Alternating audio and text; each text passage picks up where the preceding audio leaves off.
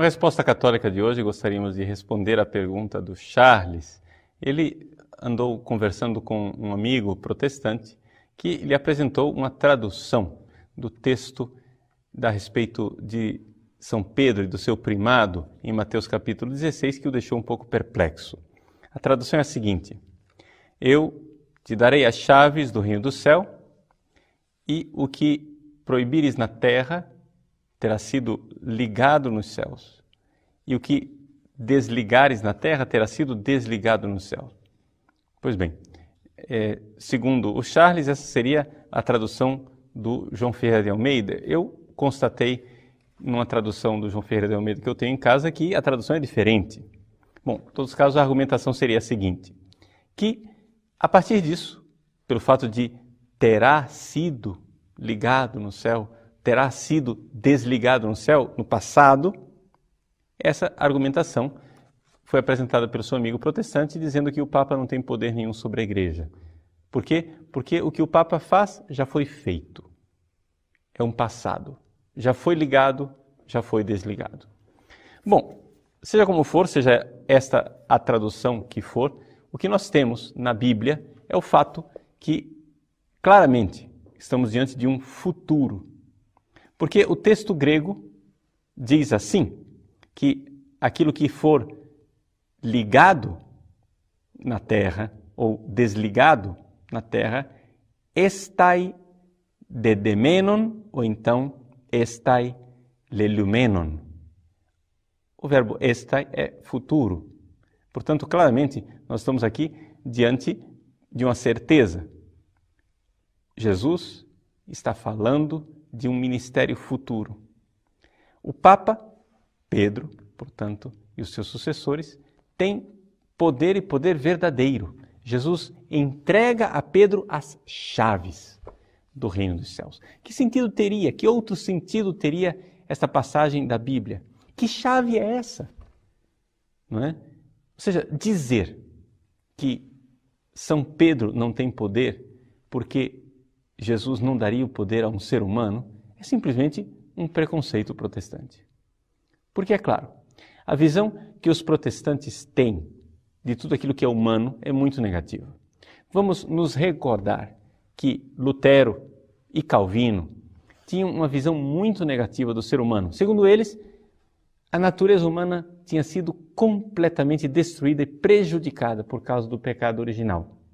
E é por isso que nós, seres humanos, não poderíamos contribuir em nada com Deus. Deus não poderia dar a um ser humano pervertido e corrompido pelo pecado algum poder ou alguma contribuição na obra salvífica.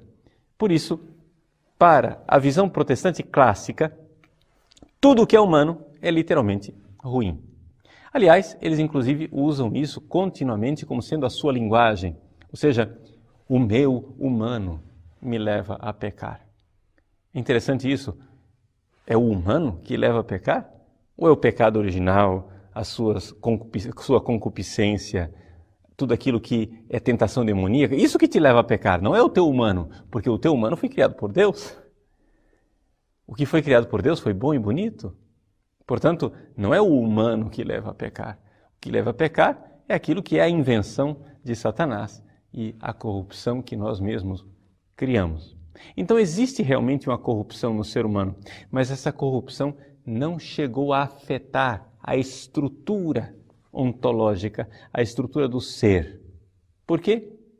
Porque se tivesse sido assim, nós seríamos completamente não remissíveis. Não teria redenção para nós. Não teria salvação porque estaríamos corrompidos até a raiz do ser e teríamos caído no não ser. Pois bem, nós sabemos, no entanto, que Deus não permitiu isto. E nós católicos cremos que debaixo dos nossos pecados, da nossa concupiscência, de nossas tentações, existe um substrato bom e bonito que foi criado por Deus e que foi preservado do pecado. Nós cremos que no núcleo de nosso ser existe um lugar onde já não somos nós, é Deus que habita em nós. E é a partir desta realidade que Deus age pelo humano. E é assim que toda a estrutura da visão católica, se diferencia completamente da estrutura e da visão protestante. O protestante, ele crê que a salvação virá de Deus e o ser humano é absolutamente passivo. A única coisa que nós podemos oferecer para Deus é a abertura da fé. Nós católicos, ao contrário, cremos que, sim, a salvação vem de Deus, mas quem sou salvo sou eu, por Deus, e eu colaboro nessa salvação. Porque nós vemos isso no Evangelho. Nós vemos Jesus pedindo esta colaboração aos seus apóstolos. Nós vemos Jesus dando poder aos apóstolos, chave para ligar e para desligar. Vejam, meus queridos, existe uma colaboração humana. E, portanto, existe um poder divino que é concedido ao ser humano. Esse poder divino nós católicos chamamos de magistério. E no caso do Papa, o ministério petrino, o ministério de São Pedro, que é assistido por Deus para confirmar a fé dos irmãos, conforme se encontra abundantemente nas Sagradas Escrituras. Se nós não temos nenhuma autoridade na Igreja, se não existe autoridade divina exercitada por seres humanos, então não se explica nem sequer a Bíblia que nós temos. A Bíblia, ela só é explicável porque existe uma Igreja que exercitou sua autoridade divina dizendo: estes livros, e não outros, são os livros que contêm a palavra de Deus. Por isso, os nossos irmãos protestantes, com o seu pessimismo com relação a tudo aquilo que é humano, terminam tornando impossível a obra da Igreja e aquilo que Jesus prometeu: estarei convosco todos os dias, até a consumação dos séculos. Nós sabemos que esta Igreja, que é atacada por todos os lados, até mesmo por dentro, ou seja, pelos nossos pecados, nós que somos membros da Igreja, essa Igreja, ela não será destruída, porque Nosso Senhor prometeu que as portas do inferno não iriam prevalecer e que, se nós permanecermos firmes na fé de Pedro, a nossa casa está construída sobre a rocha. Por isso, Charles, fique tranquilo.